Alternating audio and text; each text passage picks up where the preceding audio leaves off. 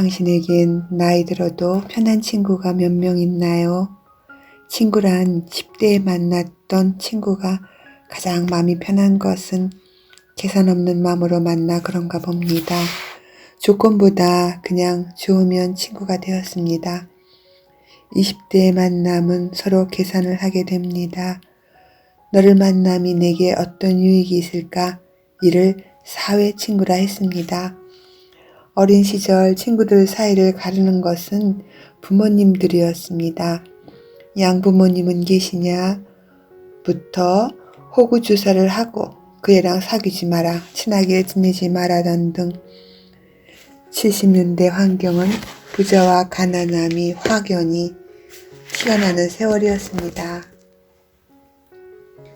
70년대 과거는 주위가 다 가난했기에 흑백 TV가 있는 집은 저녁이면 마을 사람이 몰려와 일일 연속극 보는 동네 회관 같았습니다.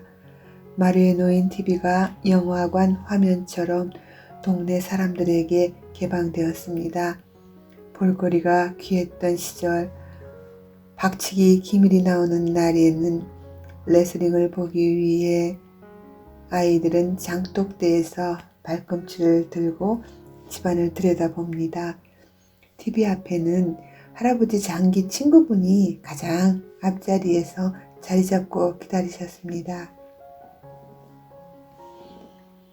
그 뒤로 마당 나무 평상에 할머님들과 어머니들이 두세 명의 아이들을 데리고 앉아 연속곡 주제곡을 따라 부르던 광경은 지금은 상상이 어려운 그 시대 문화였습니다. 사라진 이웃과 친구들의 미소가 기억납니다. 70년대 어린 시절 만화방에 TV가 있어서 돈을 내고 연속곡을 보기도 했습니다. 지금은 단독주택보다 아파트에 모여 살기에 바로 옆집 아니면 한 라인에 누가 살다 이사 가고 오는지도 모르는 초개인 사회를 살고 있습니다. 동시대 젊은이들은 우리 때처럼 동창의 친밀함이 약한 듯합니다. 나에게는 농담과 진실, 가슴속 힘듦을 거짓없이 드러내 보일 친구가 있어 좋습니다. 어릴 적 한 친구는 어린 시절 가슴 아픈 기억에 지금도 과거 어린 시절을 기억조차 하기 싫어합니다. 단칸방에 홀어머니와 동생들이 함께 살고 있을 때였어. 부자였던 내 친구 엄마가 가난한 우리 집에 김장김치 한 사발을 들고 오셔서 댁의 자녀와 내 아이가 안 만났으면 좋겠다 말했어. 김치를 건네고 간 후 엄마가 펌프 앞에 앉아 오래 우는 것을 난 지금도 기억합니다. 그날 저녁 맛있게 먹은 김치를 주고 간 사람이 친구 엄마라는 것이 슬펐고 다시는 우리 현이랑 놀지 말라는 말까지 듣고는 난 먹은 김치를 도로 토하고 싶었어. 우린 중학 동창이었고 매일 붙어 다니다시피 했는데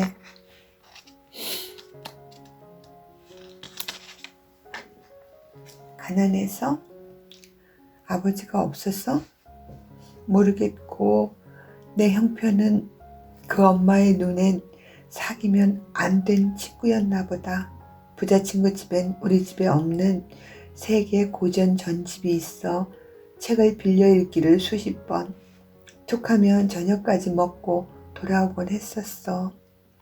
그 시절 가난한 내 몰골은 친구 엄마의 환심을 사기보단 의심받는 눈치였어. 우리가 친구 집 마루에 앉으면 안방문을 잠그고 나가시는 행동에 머쓱함도 느꼈어.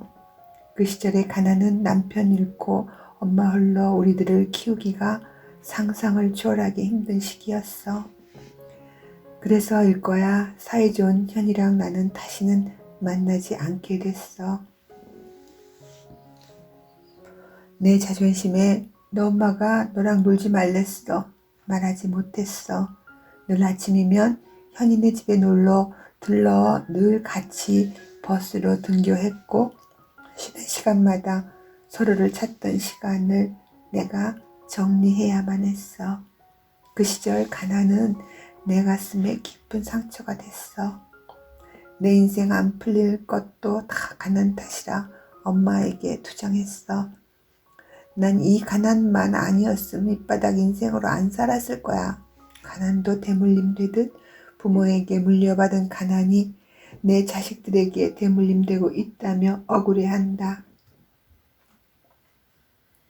성질 사납고 못생겨도 부잣집에 금수저 물고 태어난 것들은 행복을 덩굴째 감싸고 산다 생각했다. 암튼 가난은 죄라 생각해. 왜 그 사연만 있겠니? 우리 분행의 80%가 경제적 가난 탓이라 변명했다. 7명의 친구 중 유난히 쌈딱 기질을 갖고 있는 리주만 빼고는 다 고만고만한 성격들이다. 어떤 모임이든 리주는 자기 주장이 강해 그 자리에 주빈 대우를 받아야 하는 성격이다. 늘 자신이 모든 대화의 중심이어야 하고 내 생각이 옳다는 고집이 강해 자기를 인정하지 않으면 중간에 자리를 박차고 장소를 떠난다. 다시는 너희들 안 만나. 그래, 살펴가세요. 빈정대는 것은 데스 하나였다. 늘 폭탄 같은 화가 가득한 그녀는 우리 대다수처럼 가난으로 받은 상처는 없는 것 같은데 어린 시절부터 성격이 지랄맞고 난폭했다. 사람의 천성은 안 변하나 보다. 나이 들어도 안 변한 그녀를 나 역시 피하게 됐다. 한 친구가 말했다. 리주만 보면 재수없어. 우리 나이 들어서까지 저 성질 비위 맞춰야 하니? 이제는 맘 편한 애들만 만나고 싶지. 피곤한 사람 그만 만나고 싶어 했다. 리주는 언제나 제 성질을 못 참고 늘 먼저 화를 내며 모임과 친구들을 떠났다. 몇 달 후 아무 일 없던 모임에 합류하는 이 친구는 모두에게 깊이 대상인데 저만 모른다. 한때는 리주만 빼고 우리들끼리 모였었다. 그런데 더 분위기 좋은 모임이 건성건성 재미가 없다. 쌈딱이 빠졌는데 있는 건 돈밖에 없는 표정으로 오랜만에 친구들 비싼 요리 내가 살게 라는 허세도 없고 각자 자기 밥값 모아내는 지극히 심심한 모임이 되었다. 리주가 없는 모임은 또 그 나름 긴장감도 없다. 누구 하나 속내를 정직히 내보이질 않았다. 늘 리주가 시집 식구 남편 주변인들과 싸워 이긴 이야기에 우리가 대리만족을 느꼈었다. 그녀의 교만한 태도에 너도 나도 용감해졌었다. 부자라 잘난 년은 나이 들었어도 길을 펴고 사나봐. 속으로 부러워들 했다. 모두들 남편 눈치 보고 사는데 리주는 달랐다. 남편을 제 마음대로 조정해야 했고 화가 넘쳤던 한날은 남편이 일을 저질러 크게 한번 손을 봐줬다나? 남편을 때렸어? 모두 손으로 입을 가리며 넌 이 시기에 보기 드문 괴물이야. 너 성질 맞추고 사는 남편 단명하겠다. 우리끼리 모이면 남편 안녕하시냐? 오늘은 무사했어? 늘 한마디씩 물었다. 경제적으로 여유로워 보여도 우리가 모르는 그녀만의 삶을 살아내느라 엄청난 감정노동에 시달리며 사는지 그때는 아무도 몰랐다. 따돌림을 받던 몇 년 전 약인지 술인지에 취해 새벽 3시에 전화가 울렸다. 몇 년 만에 리주에게 온 전화였다. 네스야, 너도 사는 게 거지 같다며? 잠은 잘 자니? 묻는다. 왜 무슨 일이야? 이 새벽에 안 자고. 네스야, 난 3일째 잠을 잘 수 없어. 나 미쳐가나 봐. 저 인간이 죽던 내가 죽던 결단이나 야 해. 이도 저도 아니면 함께 죽어야 정리가 될 듯해. 나 죽을 것 같아. 숨이 안 쉬어져. 나 이러다 미칠 것 같아. 병원에서 준 안정제, 수면제, 남은 반돈 몽땅 입에 털어 넣었는데도 잠을 잘 수가 없어. 술 주정에 몸서리친 세월을 산 내게 잊혀가는 과거를 재생시키는 친구 덕에 그녀의 일방적 독백을 들어야 했다. 레스야, 난 언제부터 내 감정이 망가졌는지 몰라. 난 초등학교 때부터 자살을 생각했어. 믿어져? 왜? 부족한 게 없어 보였던 친구의 주정하듯 흘리는 말에 많이 아프구나. 화가 많았던 것도 어린 시절 집안 환경하고는 상관없는 타고난 성격으로 늘 우울했고 두려웠다 한다. 왜? 무엇이 그 어린 나이에 슬펐어? 난 어릴 때부터 남들 눈에 안 보이는 것이 보였고 무서운 바람소리랑 작은 짐승의 소리로 늘 불안했어. 부모님은 허해서 그렇다며 한약만 주구장창 먹였지. 나는 부모님에게도 내게만 보이는 유령들과 설명할 수 없는 깊은 슬픔을 말하지 않았어. 누구도 내 말을 믿어주지 않았어. 교회 장로인 할아버지마저 귀신은 없단다. 기도해 주마. 나를 위해 기도했지만 나는 늘 우울하고 두려웠어. 성인이 되어선 그런 내가 싫어 죽어야겠다 몇 번 생각도 했어. 술도 많이 마셨어. 우울감, 두려움을 잊고 싶어 약도 해봤어. 횡설수설 말이 길어졌다. 그동안 리주를 제외하고 우리는 따로 모이며 연락을 끊었는데 자기가 연락을 끊고 살았다 착각하며 몇 년을 소식 없이 지낸 사이였다. 나 역시 피하고 싶었는데 이 새벽에 걸려온 전화를 끊을 변명이 공색했다. 그동안 잘 있었니? 전화기 너머 긴 한숨 쉬는 소리가 들린다. 나 외로워. 정도 없는 남편이라 몇 년째 별거 중이야. 양가 부모님 때문에 이혼도 못하고 형식적 부부로 살아. 이혼은 집안 망신이라고 말려. 딸의 행복보단 집안 체면이 우선이야. 나 아무에게도 말할 수 없던 사연이 많았어. 지금은 서류만 남편인 남자. 결혼 초부터 마약에 손대는 걸 알았어. 외국에서 공부하고 왔으니 호기심에 몇 번 경험한 줄 알았어. 내 남편 한때 약에 취해 옷 벗고 밖으로 나가려는 걸 막으려 몸싸움하다 내가 의자로 남편 머리를 내리쳤어. 집안 망신시키지 말고 죽으라고. 강한 성격인 리주의 울음소리가 처음 들었다. 그 상황을 막으려고 온갖 감정 폭발로 난 살인자가 될 수도 있었어. 살인 미수로 끝났지만 이 인간 약에서 깨더니 내가 자기를 죽이려 했다며 외과 치료받던 의사에게 아내가 미쳐서 자기를 죽이려 했다며 정신과에 입원시켜야겠대. 미친 건 저잖아. 남편도 나도 함께 미쳐가고 있어. 뭐지? 이 익숙한 시나리오? 네스야, 넌 나보다 양호한 편이야. 술 많이 먹는다고 잡혀가진 않잖아. 내 남편 문제는 달라. 누구에게도 말할 수 없어. 약에 취하면 그를 가둬야만 했어. 그랬구나. 그래서 그토록 화가 깊었구나. 그 사연을 감추고 아이고 남편 대신 일을 했으니 누구에게도 말할 수 없던 아픔은 당사자가 아니면 모른다.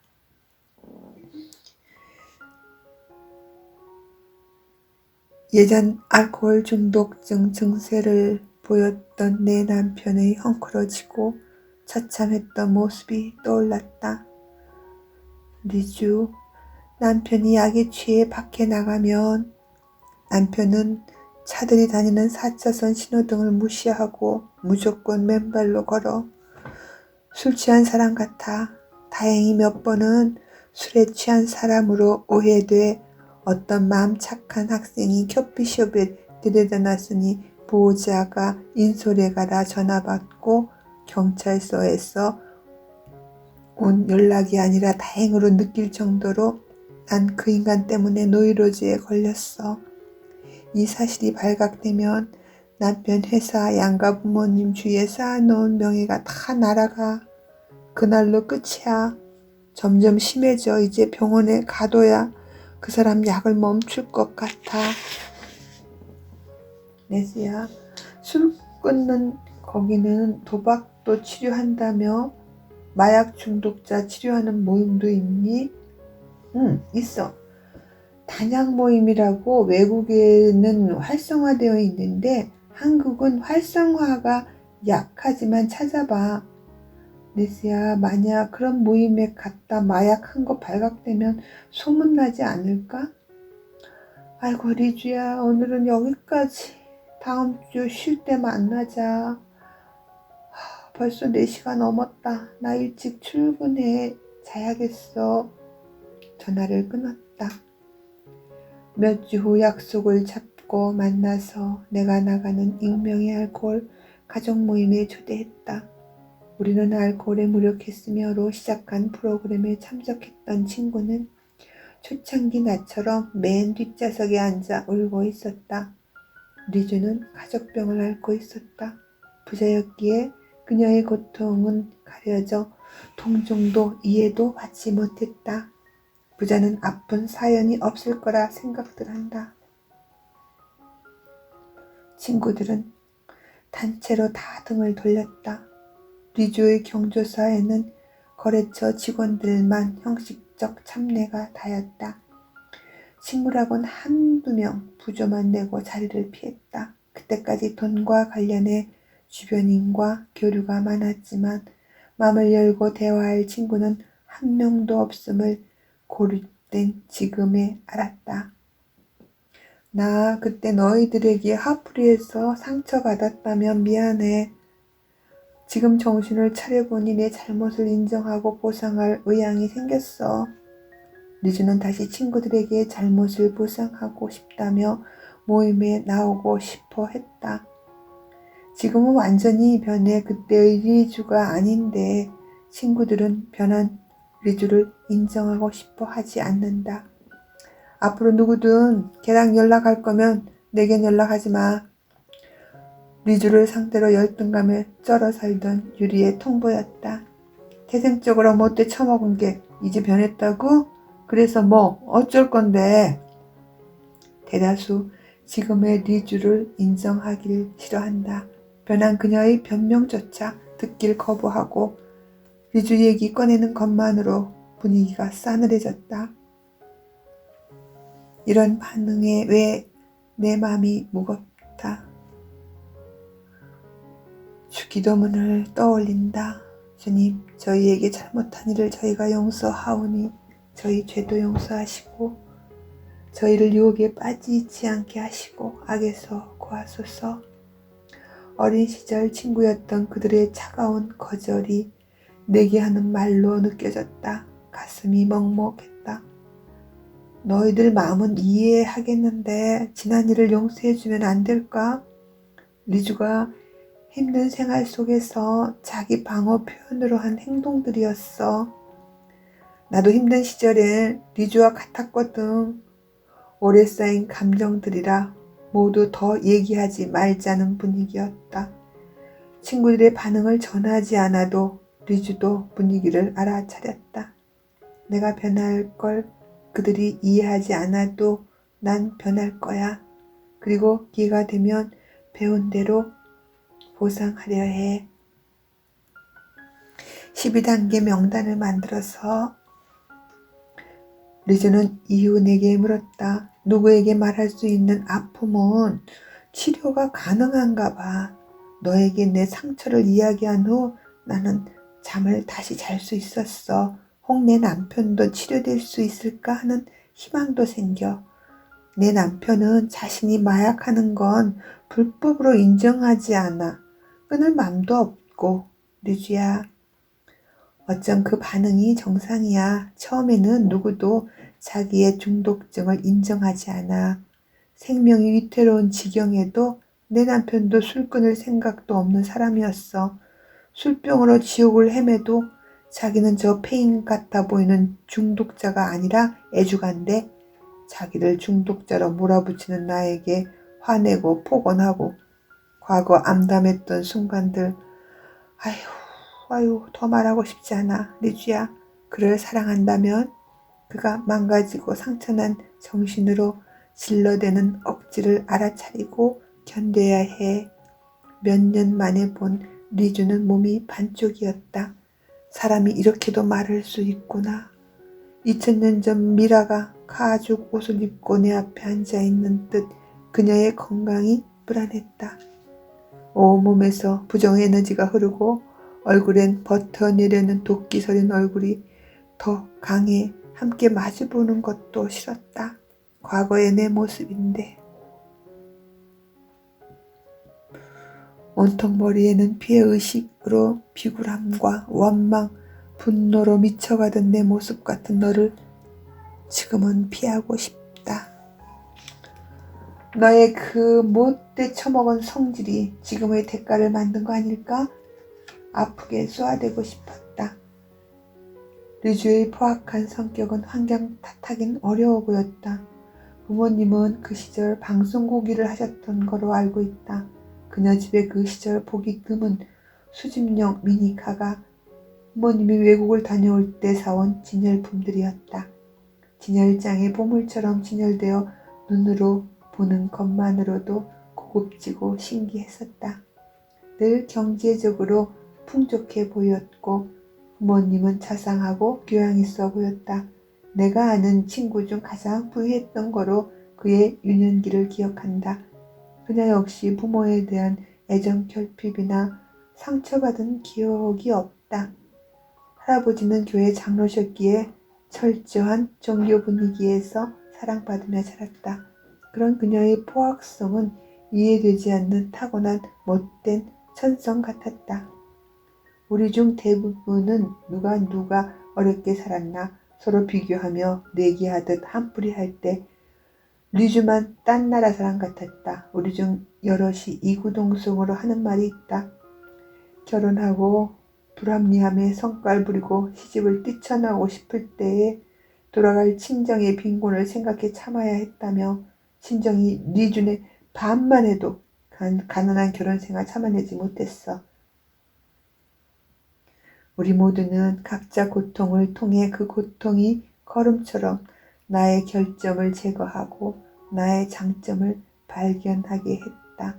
예전 리주와의 만남에는 90%가 타인의 원망, 타인의 흠, 나 아닌 다른 사람의 잘못을 빗대어 내 생각이 늘 옳다 하며 친구들의 깊이 대상이었다. 누구든 리주 앞에 서면 저울질 당했고 평가받는 더러운 기분이었다. 열등감이 많은 사람은 남을 쉽게 숨쉬듯 판단한다. 늘 상대보다 내가 옳다고 생각했다. 그랬던 리주가 놀랍게 변하고 있다. 누구도 원망해서는 안 되는 걸 알았어. 내가 잘못 살았어.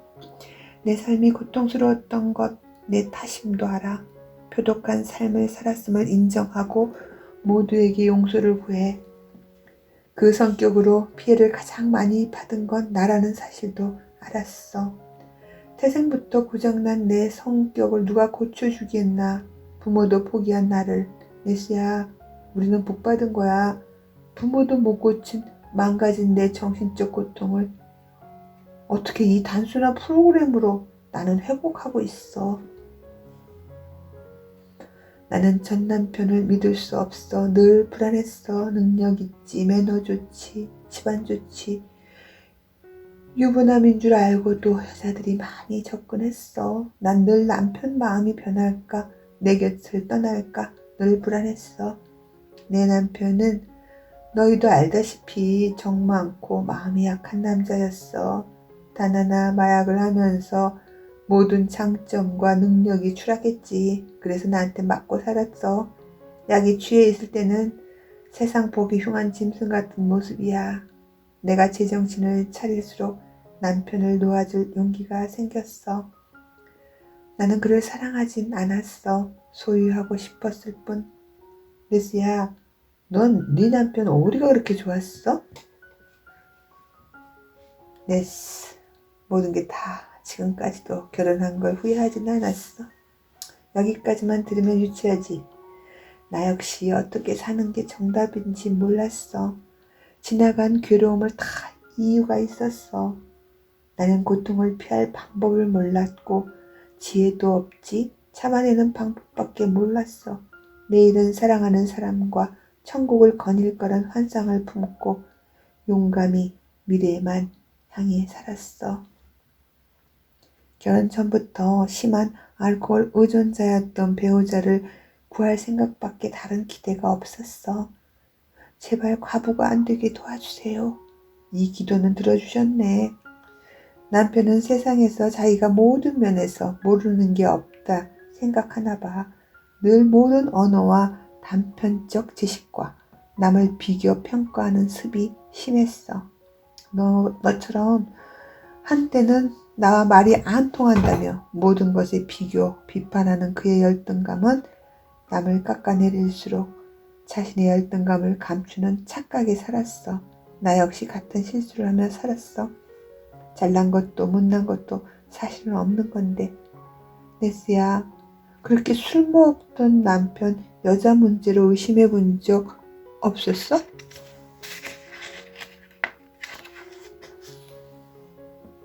네스, 난 내 남편에게 완전히 미쳐 있었어. 난 좋은 표현으로 사랑에 빠졌다 생각했어. 난 내가 좋아서 결혼했어. 많은 이들의 충고에 귀 막고 그들을 등지면서 내가 내린 결정이라 누구도 원망할 수가 없었어. 내 남편이 바람날까 의심 안 해봤냐는 질문에 말이 길었다. 의심하지 않았어. 한 번도? 왜? 놀랐어? 그보다 나는 나를 의심했어. 내 마음이 변하면 어쩌나. 저 사람에게 마음이 돌아서면 어쩌나. 나는 나의 마음을 걱정하기 바빴어. 어리석은 내 생각을 안 믿기로 했어. 실수는 이제 그만. 그가 나를 떠난다면 여기까지가 그와의 인연이라 생각하며 살래. 배우자를 사랑할 수 있게 이제까지 기도하며 살았는데 다시 하지 뭐. 그가 떠난다면 이젠 그를 잊고 살게 해주세요. 상황마다 청하는 기도는 달라질 거야. 암튼 삶이 내게 준 고통으로 나와 리주 같은 검은 석탄 덩어리가 엄청난 압력과 고통을 통해 맑고 아름다운 다이아몬드가 되어간다. 우리 대화의 공통점은 상대를 이해하고 행복을 누리며 상대가 어떠함에도 고요할 수 있는 환경에서 살아가는 것뿐이다. 아픈 경험을 통해 겸손을 배웠다. 리주의 겉모습만 평가 내렸다면 귀한 영적 친구를 잃을 뻔했다. 아팠던 과거의 내 모습을 거울에서 보듯 나를 보게 했던 너가 있어 감사하다. 나는 나와 같은 경험으로 치료된 너가 누구보다 소중하고 귀하고 좋다. 내가 변하면 사람과 환경이 모든 게 좋게 변합니다. 그것을 바라본 나도 변합니다. 나도 나를 모릅니다. 우리도 모르게 누군가에게는 깊이 대상일 수 있고 누군가에게는 내 것도 아닌 것 하나를 주고 인색하게 열을 갚으라 기대하는 인격자였습니다. 지금도 못 버린 습 하나, 아직도 수정돼야 할 마음가짐이 있습니다. 타인의 판단과 거슬리는 행동이 아직도 내 눈에 보입니다. 그러나 다행입니다. 그 모습, 그 느낌들 덕에 예전에 알아차리지 못했던 내 과거 모습이 보입니다. 이 단점 또한 내가 더 평화롭게 잘 비워내야 할 아픈 조각들임을 알았습니다. 그 실수만큼 행복과 평화가 줄었고 불편한 시간들로 대가를 치릅니다. 나날이 기쁘게 평화롭게 살고 싶기에 나는 여러분과 함께 하루하루 진리를 경험하며 성장하려 합니다.